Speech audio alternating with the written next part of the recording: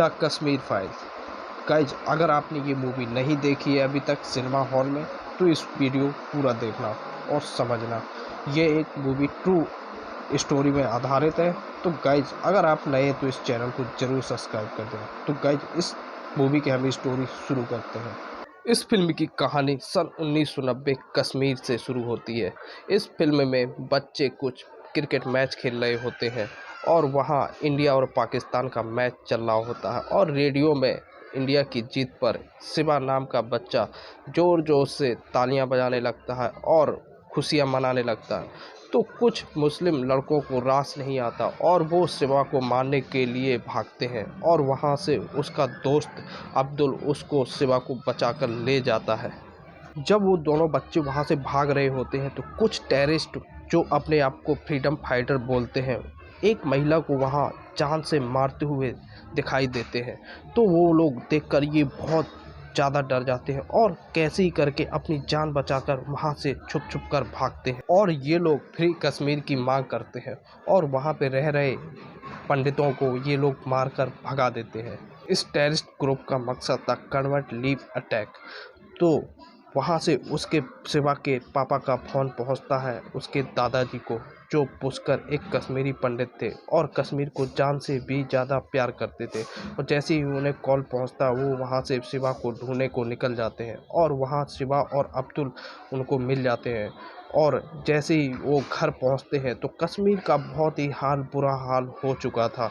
और जैसे ही घर पहुँचते हैं तो वो टेररिस्ट आकर उनके घर में उसके बेटे को ढूंढने लग जाते हैं। उसका बेटा वहाँ पर छुप जाता है एक ड्राम के अंदर और वहाँ पर कोई पड़ोसी उनको बता देता है कि वो ड्राम के अंदर है और वो ड्राम के बाहर से ही गोलियों से उनको छल्ली कर देते हैं। ये देखकर उसके दादाजी बहुत ही दुखी हो जाते हैं और रोने लगते हैं और वो अब्दुल को लेकर और शिवा को लेकर दिल्ली निकल जाते हैं। और जब कृष्णा उसका शिवा का छोटा भाई कृष्णा जब दिल्ली से वापस आता है अपने दादा पुष्कर की अस्थियां लेकर, तो वो सीधे उनके दादा के फ्रेंड ब्रह्मानंद और डीआईजी और डॉक्टर उनके सीधे घर पहुंचता है और उन्हें बताता है। तो वो लोग सुनकर बहुत ही दुखी होते हैं और उसको ये इस बारे में कोई सच्चाई पता नहीं थी कि हम लोगों को ऐसे यहाँ से भगाया गया था। और दिल्ली के जेएनयू में वो एडमिशन लेता है और वहाँ के प्रोफेसर राधिका मेनन जो वहाँ पे फ्री कश्मीर के नारे लगाते हैं और ये भी उन्हीं के साथ लगाता है और उसको कुछ पता नहीं होता है। जब वो वापस कश्मीर जाता है तो उसको वहाँ पर बताया जाता है कि ऐसे तुम्हारे पिता कोई एक्सीडेंट में नहीं मरे थे, ऐसे मारे गए थे टेररिस्टों से।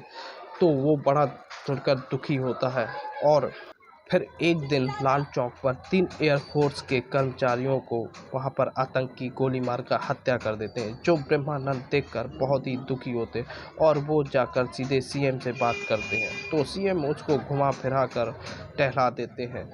फिर कृष्णा वापस कश्मीर आता है और वो ब्रह्मानंद से जो जेएनयू में उसको सिखाया गया था तो वो दोहराता है। तो ब्रह्मानंद बहुत ही दुखी होता है और वो सच्चाई नहीं बताना चाहते, लेकिन वो बहुत ज़्यादा रिक्वेस्ट करता है कृष्णा, तो वो सच्चाई बताते हैं तो उसकी आंखें खुली की खुली रह जाती हैं, क्योंकि ब्रह्मानंद जी ने उसको कुछ और ही इसकी कहानी बताई।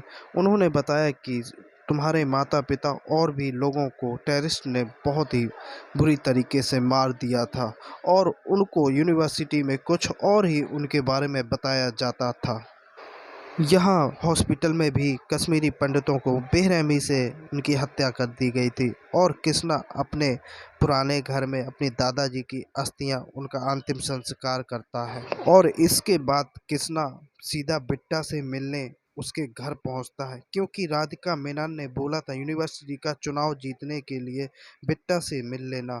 और इससे साफ पता चल जाता है कि राधिका मेनन भी इन आतंकियों से मिली हुई है।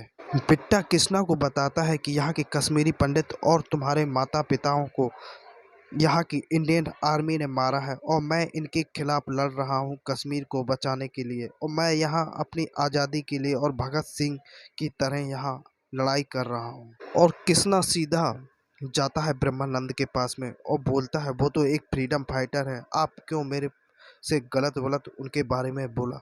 जब ऐसा ब्रह्मानंद ने सुना तो वो तीनों फाइल निकाल के उनको दिखाता है। और कृष्णा जब अपने फाइल में अपने माता पिता और भाई की फोटो देखता है कि टेररिस्ट द्वारा ये लोग मारे गए थे, तो वो बहुत ही सब समझ जाता है। और कि क्या हुआ था उस टाइम, उसको सारा कुछ समझ में आ जाता है। और फिर इसके बाद वो जेएनयू जाता है। और फिर जेएनयू जाकर वहाँ पे लोगों को कृष्णा बताता है कि कैसे ऋषि मुनियों की कश्मीर को कुछ इस्लामिक कट्टर लोग आकर वहाँ पे कब्जा कर लिया और वहाँ के लोगों को मारकर कश्मीरी पंडितों के साथ अत्याचार किया। और वो ये भी बताता है कि मेरी फैमिली के साथ मेरे माता पिता और भाई को इन लोगों ने कैसे मारा। और फिर कृष्णा रिफ्यूजी कैंप चला जाता है और वहां आकर बिट्टा बचे कुचे कश्मीरी पंडितों को मार देता है और उसके माँ बहन को भी मार देता है। और यहीं से फिल्म का डी एंड हो जाता है। ये एक्सप्लेनेशन उन लोगों के लिए मैंने बनाया है जिन्होंने अभी तक इस मूवी को नहीं देखा और सिनेमा हॉल जाने का मौका नहीं मिला है। अगर ये एक्सप्लेनेशन आपको अच्छा लगा हो तो इसको लाइक एंड सब्सक्राइब तो ज़रूर कर देना। तो गाइज मिलते हैं एक और वीडियो के साथ। तो सी यू।